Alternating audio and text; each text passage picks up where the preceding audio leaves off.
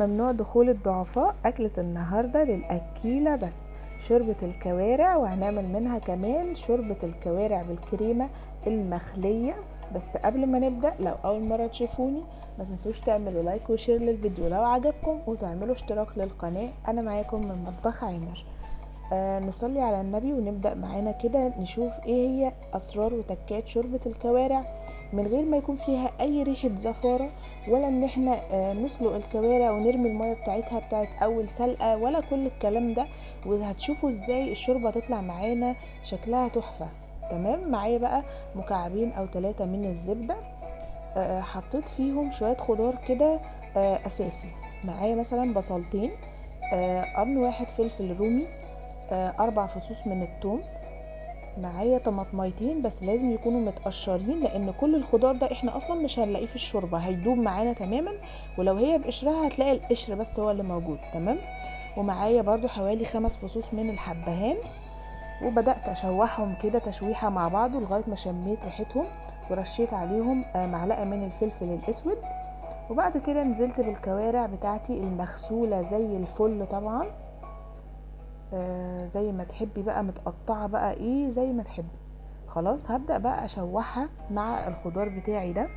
التشويحه دي بقى فادتني في ايه؟ بصوا انتوا هتشوفوا الشوربه اول ما تغلي ما فيهاش نقطه ريم واحده بس، ولا زفاره بقى، ولا هتحتاجي ان انتي ترمي الميه بتاعتها بتاعت اول سلقه، ولا اي حاجه خالص. بجد بتديكي طعم مميز جدا عن اي طريقه تانية لشوربه الكوارع، وعلى ضمانتي. ابتدت الكوارع تتشوح كده مع الخضار اللي احنا حطيناه وياخدوا من بعض. ابتديت بقى انزل عليها بميه مغليه، ما ينفعش ميه بارده. خلاص كده ميه مغليه، وهسيبها بقى تغلي مع نفسها.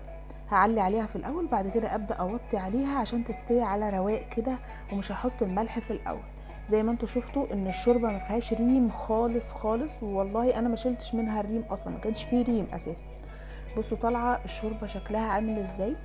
طبعا هنا انا بحب اعملها مخليه، فبستنى ان هي تبرد شويه. بعد دي هخليها اهي زي ما انتوا شايفين كده، قطعتها. وهبدا بقى اعمل جزء منها بالكريمه. حطيت عليها كوبايه واحده بس، نصها لبن ونصها كريمه لباني. الشوربه دي يا جماعه بتتعمل في اكبر مطاعم اللي هي فواكه اللحوم. طعمها جميل قوي، بس هي بصراحه دسمه جدا. فلو انت عايزه تجربي، جربي في كميه بسيطه زي ما انا مجربه كده في طبق صغير. وكميه الشوربه هضيف بقى الخليط اللي احنا عملناه ده مع شويه الشوربه اللي احنا عاوزينهم، يا دوبك غلوه واحده بس. واشربي احلى شوربه كوارع بالكريمه. طعمها بجد غريب قوي. ما تستغربيش الكريمه مع الكوارع، لان احنا بنشرب مثلا شوربه السي فود، يعني ما كناش نتخيل ان احنا ناكل الاسماك والحاجات دي مع كريمه ولبن، يعني هي نفس الفكره بالظبط. تمام. طالعه بقى طعمها تحفه. ما تنسوش بقى اللايك والشير. سلام عليكم.